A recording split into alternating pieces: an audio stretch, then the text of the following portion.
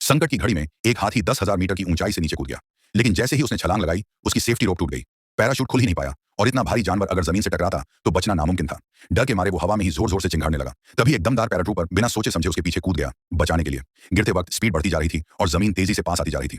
उस तक पहुंचने के लिए उसे हवा का रेजिस्टेंस कम करना था, इसलिए उसने अपनी बॉडी की पोजीशन बदली और पूरी ताकत से नीचे की तरफ झपट पड़ा। लेकिन अचानक हवा की दिशा से थोड़ी गड़बड़ी हो गई और टारगेट से दूरी बढ़ने लगी। फिर भी वो पीछे नहीं हटा।